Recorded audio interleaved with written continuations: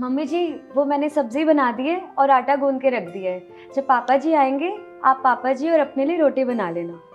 क्यों, तुम कहीं जा रही हो क्या? हाँ, वो राघव का फ़ोन आया था, तो हम दोनों मूवी देखने जा रहे हैं और डिनर भी बाहर ही करेंगे। पर राघव ने तो मुझे कुछ नहीं बताया। शायद घर आके बताएंगे। मैं जाके रेडी हो जाती हूँ।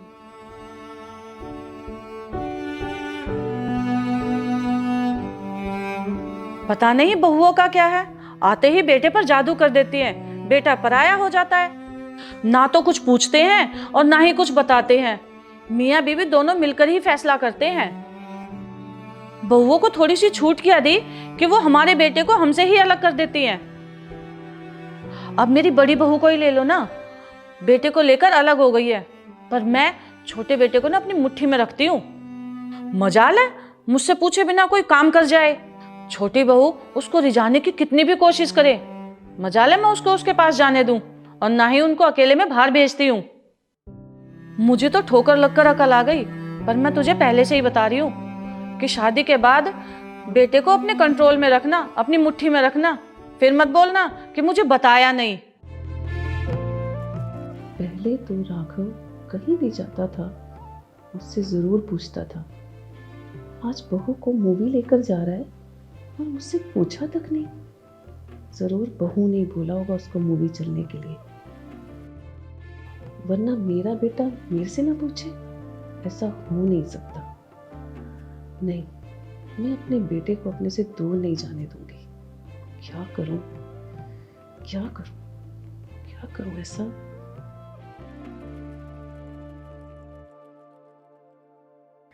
आ गए तुम? हाँ, बहुत सुंदर लग रही हो सूट में। Thank you. अच्छा, माँ जी का है, मैं उन्हें बता के आता हूँ कि हम मूवी देखने जा रहे हैं। अभी तो यही थी, वो शायद रूम में चली गई होंगी। ठीक है।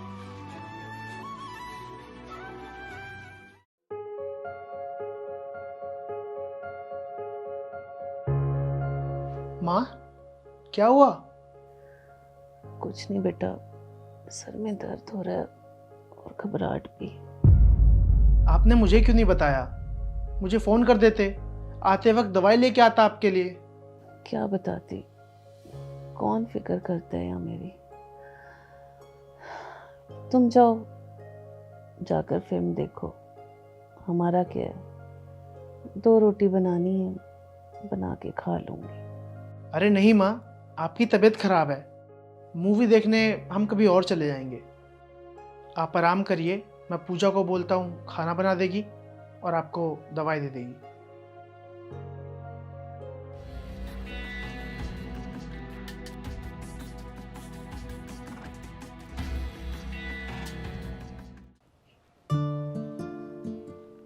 पूजा,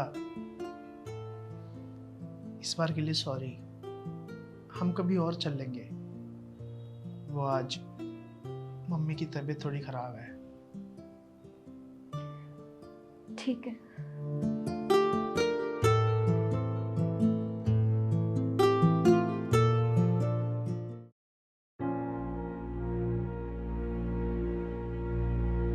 हाँ, पूजा का भाई आया था शादी का कार्ड देने। 11 तारीख की शादी है उसकी, तो हम सबको चलना है। हाँ तो ठीक है, हम सब चलेंगे। और वो मेरे को और पूजा को 3-4 दिन पहले बुला रहे हैं, थोड़ी हेल्प हो जाएगी उनकी, तो हम चले जाएं। नहीं बेटा, हम 11 को ही चलेंगे, और पूजा को अगर जल्दी जाना है तो उसके भाई को बुला कर ले जाए उसको।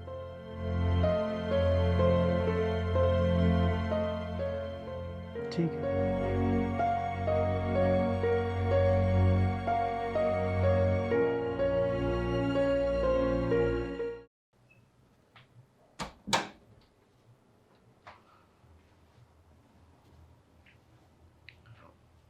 पूजा, वो मम्मी।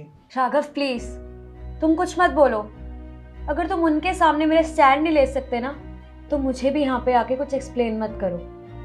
ना वो हमें साथ में कहीं जाने देती हैं, ना वो हमें साथ में मेरे घर जाने देती हैं। यार मैंने तुमसे शादी की है, ये सब कब तक चलता रहेगा? तुम शांत हो जाओ, मैं उनसे बात करूँगा।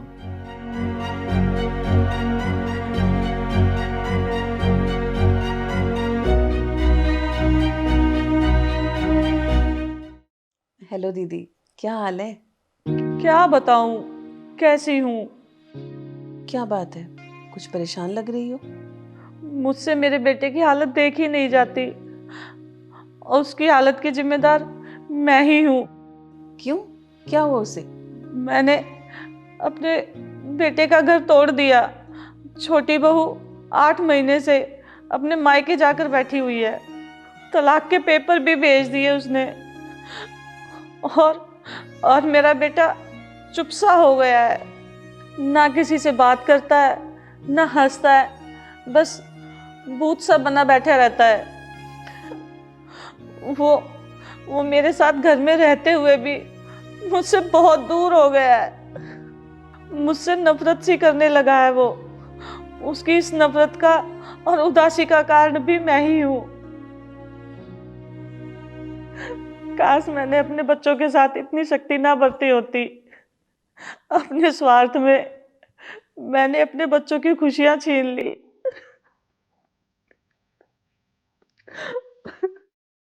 दी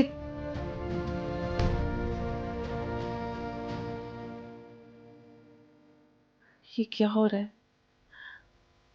मैं भी तो अपने बेटे बहू के साथ यही कर रही हूँ।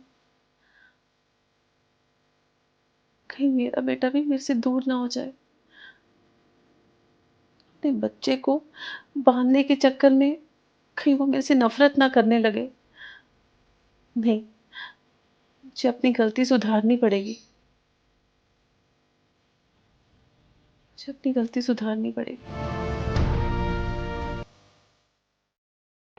राघव, पूजा, सुनो बेटा।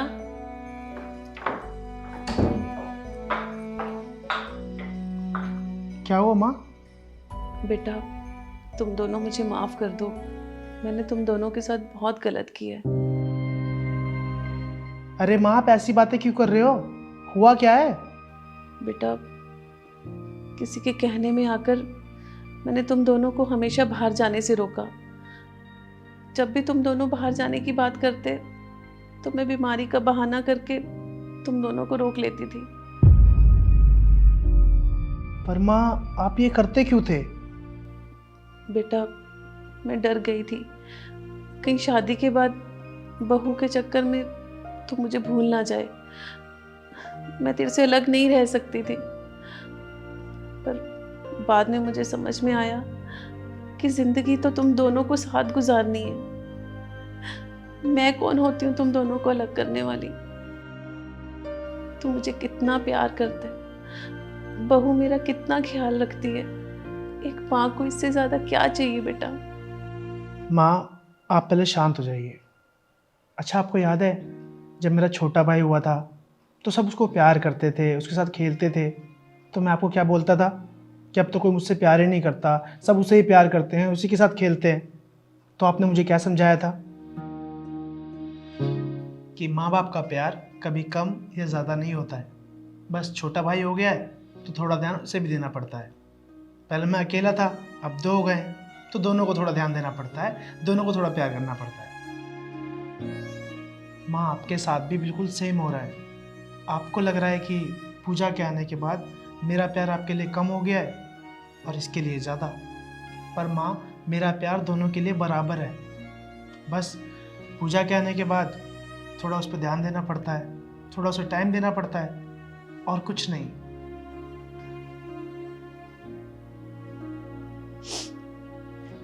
मैं समझ गई बेटा, मैं सब समझ गई। बहू, मुझे माफ कर दे। अरे नहीं नहीं माँ जी, आप माफ़ी मत मांगिए। मुझे खुशी है कि आपको वक्त रहते समझ आ गया, वरना पता नहीं मेरे मन में कैसे कैसे ख्याल आ रहे थे कि डाइवोर्स ले लूँ, अलग हो जाऊँ, घर छोड़ के चले जाऊँ। नहीं बेटा, ऐसा बिल्कुल मत सोचना। हाँ हाँ, आप परेशान मत होइए। मैं आपको छोड़ के कभी कहीं नहीं जाऊँगी। मैं बस आप दोनों के साथ इस घर में खुशी खुशी रहना चाहती हूँ। मैं भी। लम्हे तेरे